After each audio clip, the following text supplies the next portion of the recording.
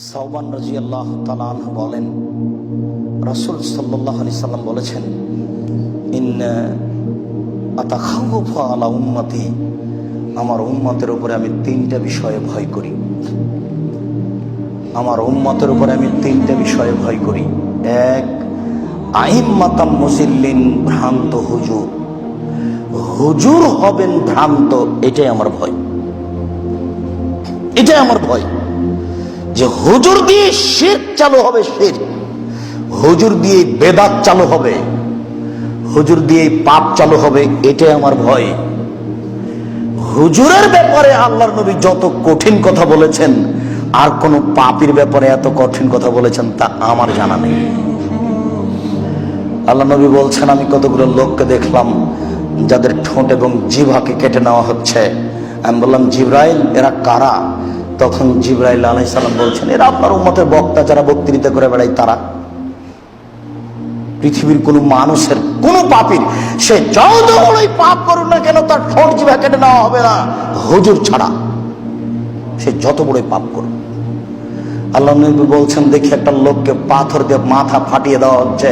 আমি বললাম, ঘটনা কি, এ কে? তখন জিবরাইল বলছেন, উনি হচ্ছেন হুজুর, তার মাথা ফাটিয়ে দেওয়া হচ্ছে। পৃথিবীর কোন পাপীর মাথা ফাটিয়ে দেওয়া হবে এইভাবে তা করা হবে না, জাহান্নামে দেওয়া হবে।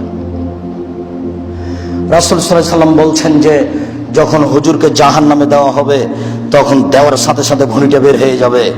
সে ভুঁড়ির চতুর্দিকে ঘুরবে, গরু যেমন ধান মারার সময় ঘুরে, বুঝেন কিনা এই কথা?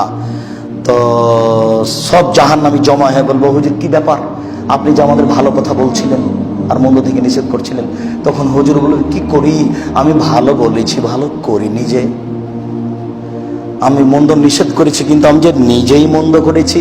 আরে হুজুর যে নগদ বেদাতি, হুজুর যে ধর্মের 5 পয়সা দাম দেয় না, হুজুরের কাছে বেদাত একেবারে প্রিয় নেকির কাজ। আহলে হাদিস ও তার জাজল্য প্রমাণ। আহলে হাদিস দ্বীনের মতো প্রমাণ আপনাকে আমি দ্বীনের মতো দেখাতে পারি।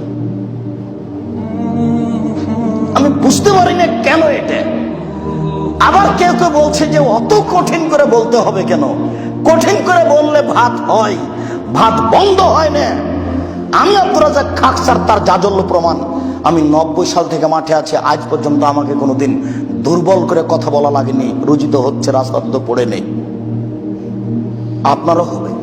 আপনি পিছে হটেন কেন? পিছে হটবেন কেন? কোন স্বার্থে পিছে হটবেন? স্বার্থ কি আছে এমন? হুজুর বলেছে, করেনি, এই জন্য এখানে।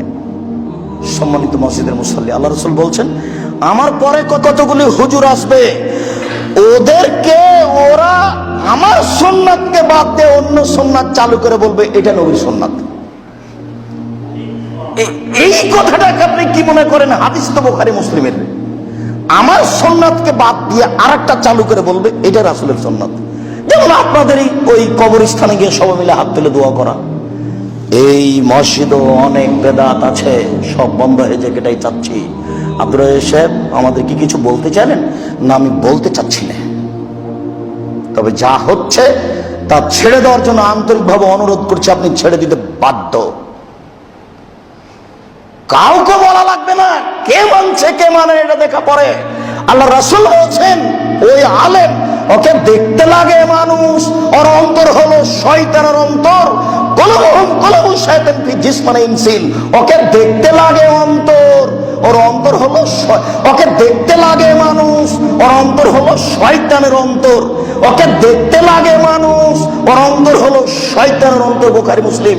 কি দিয়ে বুঝায় আপনাকে? এত বড় কঠিন কথা পৃথিবীর কোন পাপীকে আল্লাহ নবী বলেননি। জেনা করলো বলেননি, চুরি করলো বলেননি, শিরক করলো বলেননি। আল্লাহ নবী বলছেন, হুজুরকে দেখতে লাগে মানুষ, হুজুরের অন্তর শয়তানের অন্তর। কি বুঝলেন আপনি? হাদিস তো বুখারী মুসলিমের।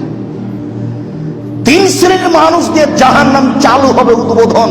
তার এক শ্রেণীর মানুষ হলো হুজুর। আমার জীবনে বড় ভয় 3 শ্রেণীর মানুষ নিয়ে। 1, ভ্রান্ত হুজুর। 2, আমার মতে হিন্দুদের সাথে মিশে যাবে, এটা আমার ভয়। বৈশাখের হিসাব হিন্দুদের, মুসলমানের নয়। আমার জীবনে বড় ভয় আমার উম্মাদ হিন্দুদের সাথে মিশে যাবে, এইটা আমার ভয়। আমি অনুবাদক, আমি 19ও করিনি, আমি 20ও করিনি। 1450 বছর পূর্বে মোহাম্মদ সাল্লাল্লাহু আলাইহি সাল্লাম যা বলেছেন আপনাকে তা আমি অনুবাদ করে শোনালাম। আমার জীবনে বড় ভয়, আমার উম্মাদ হিন্দুদের সাথে মিশে যাবে। 3 সাতাবদ কাবাইলু মিনহুমুল আওসান, আমার উম্মত মূর্তি পূজা করবে, আমার উম্মত মূর্তি পূজা করবে। আপনার বাড়িতে ছবি মূর্তি আছে, আমি তার সাক্ষী। আপনি এই মসজিদের মুসল্লি, এখন আমি সাক্ষী। আপনার বাড়িতে এখনো শোকেজের উপরে ছবি মূর্তি আছে, আমি তার সাক্ষী, আমি নিজে দেখেছি। আপনি আমাকে ঢাকতে চাচ্ছেন? অতদিন পর্যন্ত আপনি মোমেন দাবি করতে পারবেন না যতদিন পর্যন্ত আপনার বাড়িতে একটা ভাঙা চূড়া পুতুল আছে। এইখানে দাঁড়িয়ে আপনাকে আমি শতদিন বলেছি, ওই মাছের আকৃতিতে যাই আয়না আছে যেটা সাফ করে কিনেছেন, ওই আয়নাটাকে স্বাভাবিক ভাঙলে হবে না, আয়নাটা ফেলে দিয়ে এভাবে লাথি দিয়ে করতে হবে, গুঁড়ে দিতে হবে। এই আয়না তোকে লাথি দিয়ে গোড়াই আমি, এভাবে গুঁড়ে দিতে হবে। তার পূর্ব পর্যন্ত নিজেকে মোমেন মনে ভুল হিসাব, সিদ্ধান্ত পরিবর্তন করতে হবে যে কোনো মূল্যে। ভুল হিসাব, মসজিদ থেকে বের হয়ে বাড়িতে ঢোকার পরে প্রথম কাজ, বাড়িতে যত ছবি মূর্তি পুতুল আছে সবকে জ্বালানাদের নিচে ফেলতে হবে, তারপরে কোনো কথা। ভুল হিসাব, সিদ্ধান্ত পরিবর্তন করুন। আপনি মানলেই কি আর না মানলেই কি, কথা এটাই চূড়ান্ত।